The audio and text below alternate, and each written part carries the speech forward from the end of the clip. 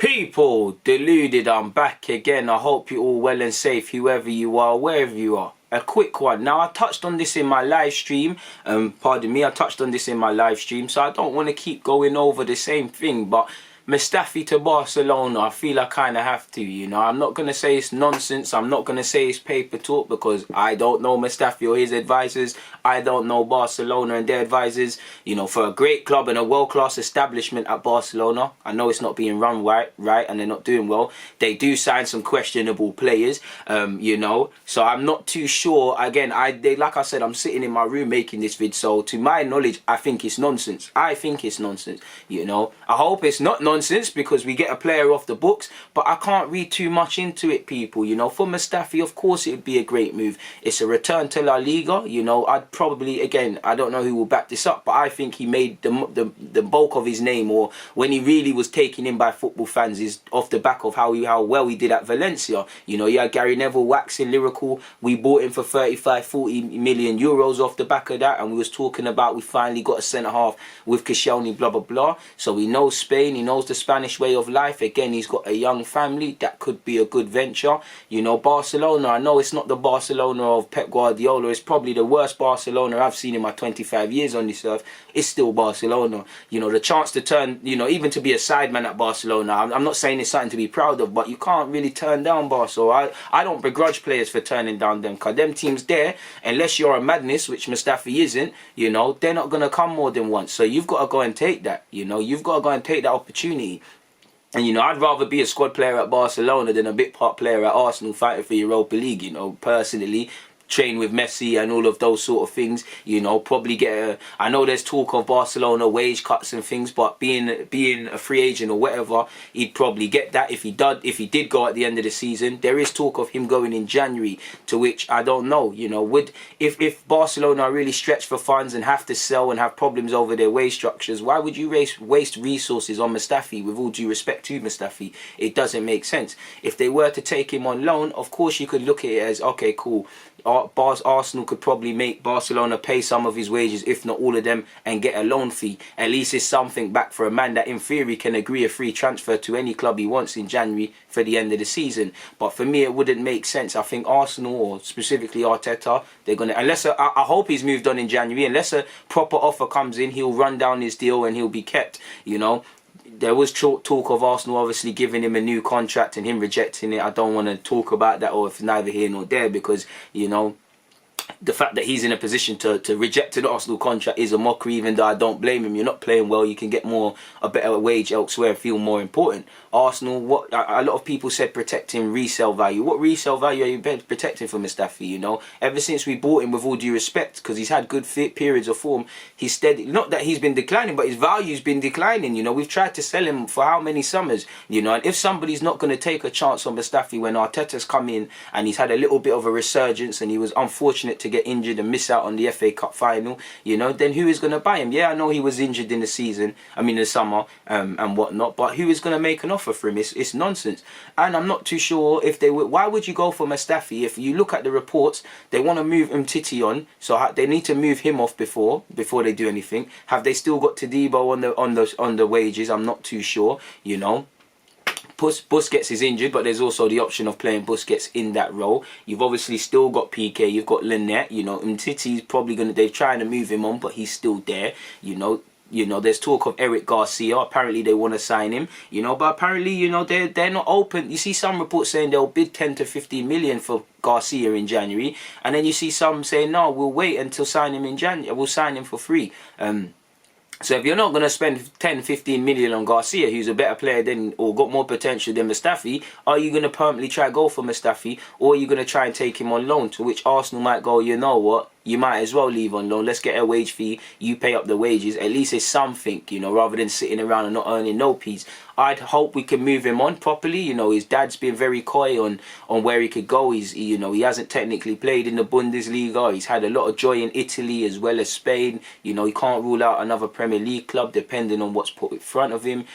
You know, you saw a couple of weeks ago he was linked with Frankfurt, which again could be a good opportunity for Mustafi. As much as I don't rate him, you know, I think he deserves to pick a club where he feels important, you know, for any player, you know, because Mustafi, it's not that Arteta doesn't like you, he gave you a resurgence, but genuinely, if everybody's fit or whatever, you're training and you haven't really got a chance to play. It's a bit like soccer artists, you know.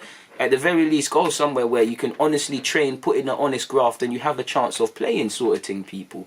And also, they're linked with Rudiger. Now, I'm not too sure, again, I'm not too sure if it would make sense for Arsenal to let Mustafi go on loan, but surely it would for Chelsea with Rudiger. If they've tried to move him on, he's a bit part player. He seems to not being used, and I'd keep him for the squad, but, you know, he's got longer on his contract, so you could see Rudiger going out on loan, you know, agreeing the fee for Garcia, and Mustafi staying where Mustafi is. Of course, Mustafi's laughing if this is true and does happen, people, but I just can't see it, so I can't buy into it. So in relation to Mustafi and Barcelona, I think it's a myth, people, but I hope it is. I hope it's true, because we need to move players on. You know, I'm a bit wary of moving players on that I don't necessarily think are worth it. Like Socrates probably needs to go. It's not the end of the world, in my opinion, if Mustafi runs down his deal. And once again, I would like to sell, man. But you know our team, we're dropping like flies. Even earlier on this season, we've had a bit of a mini centre-half crisis already. So I could understand if Mustafi is just kept as a number, sort of thing. Again, you've got Maria and Callum Chambers coming back from injury. You know, ironically, if Chambers never got injured last season, would Mustafi have had the resurgence? Obviously, Paolo Marie, from the brief things I've seen of him this season, well, not this season, in an Arsenal shirt, he looks all right. He looks like one of these players, he knows what he can and can't do. Looks like he will struggle if somebody's a bit quick against him, but he looks a bit street smart. Obviously at 26, you know, Gabriel and I hope Saliba soon are going to be utilised. You need someone as a bit of a bridge player. You can't have too many experienced centre-halves. You can't have too many young ones, obviously. You need someone that can hold their hands, which I'm hoping that is Marie. Obviously, we've heard the club are looking for a centre-half already. So I'm not too sure how much things will change if Marie and Chambers come back to full fitness, what will happen with Mustafi. But you'd like to imagine we can move him on, hopefully, you know, a cut price deal in January. But again, it all depends on the squad. Games are coming thick and fast and injuries are a thing. So like I said, I can understand it. And we've heard Ornstein speak about how we're well underway for our summer 2021 transfer window. So I hope the avenues we need to address are fixed. And obviously I hope within the next, well, this season in the summer, we can move certain players on. Like, I'm open to being proved wrong. You know, if their form plays or Arteta finds a role for them, I don't mind. You know, I wasn't necessarily the worst of fans against Kolasinac. It's only last season that I really thought, yo, it's not a thing anymore. You know, I didn't think he was the worst. I don't think he's that bad, but I just think we're wasting our resources with him. I think we can find a competent option. Clearly, Mustafi needs to be moved on. Eventually, we need to move away from David Luiz as well. Of course, clearly, you know, there's several players that listen, I don't want to say it, and there's other players to go first, but we know Ozil needs to go. That weren't the one I was speaking about. Lacazette. So a part of me doesn't want to sell Lacazette, but a part of me is saying, you know what, current form, the way he's moving, we can't give man a new contract, so he has to be sold. And again, I think he'll be moved on, but I'd also, not that I understand, but I could see a future where Lacazette runs down his contract and then's moved on. You know, we'll keep him as a squad player. He'll be 31 by then. The club will probably argue what resale value. I think every fan can admit and concede and actually see, you know, it's wishful thinking to expect 52 million back from any club that we paid for Lacazette to Lyon. You know, we're hoping for 25 to 35 to 40 million at best on current form. You know, I want to see things addressed next season. You know, I really want to see it, because, you know, that tells me if we're really thinking of next season or the summer of 2021, we're sort of taking short-term pain for long-term gain. Like, we're hoping to get in the top four, we're hoping to do things, but together with contracts winding down, with maybe more finances, with the COVID landscape changing, other things can be done. You know, who knows what will happen. I would love to sign a creative midfielder in January. I think our options are quite pressed. If we're not going to sign one, I think Mesut Ozil has to be reintegrated back into the team, really and truly. You know, again, I don't think Mesut Ozil is going to be the Messiah. I think he'll play and will still say the same things, but in terms of the skill set, if we're not going to bring someone in, if we're not going to let Willian do that, or we're not going to do something else with the young players there, we might as well register Ozil, so at least there's that option. And that's the one luxury I would have thought Arteta would have given himself, even if he did want to marginalise Ozil. It's like, that's what Emre did. You know, he marginalised Ozil, he didn't want to use him. Sometimes Emre was right, sometimes Ozil was right, and both were wrong. But he at least gave himself that luxury. And I'm not saying he put Ozil out there to fail, but at least if, you know, when you play someone and they play, what can man say? You know, if they do bad, oh, that's why he's not playing, or oh, da. As long as it's all, as you lot know, in football, it's always the one that's not playing that is the relevance. You know, Arsenal fans do it, myself included. You know, we're not convinced fully on Nketiah or Lacazette, so it's the one that isn't there starting is the one we're calling for.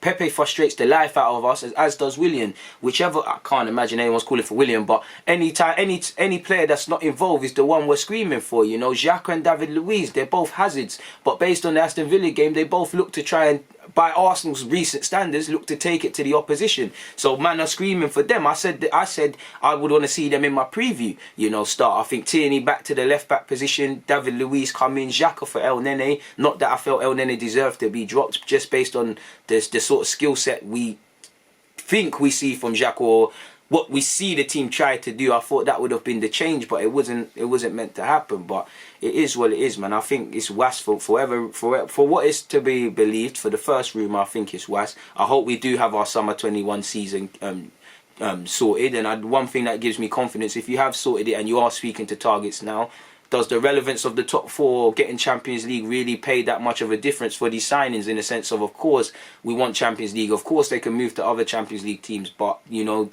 I's are dotted and T's are crossed sort of thing. Only time will tell. And again, it's, to be fair, the club didn't say it, Ornstein said it, but when language and rhetoric like this comes out of the club, to which Ornstein isn't going to make it up, he's going to be told it by someone creditable, when you don't follow through is when there is question marks. I remember the season we were told to be excited. What was we excited for? On that note, though, I've got nothing more to add, man, and it is what it is in that regards, people. So on that note, I'm out, man. Please remember to hit the like button. Please remember to subscribe. You lot have called for me to drop memberships, YouTube memberships, and I see a lot of you aren't supporting the thing. Go and check out the memberships. The links are in the description. The links are actually in the comment section by the time you finish with this video. There's 3 different membership packages: bronze, silver and gold. There's some exclusive content. There's going to be some discounts when the merch runs, and other little incentives and things to make this even more unique. So check it out, sign up, help the brothers. On that note, though, I'm out, man. People, DG.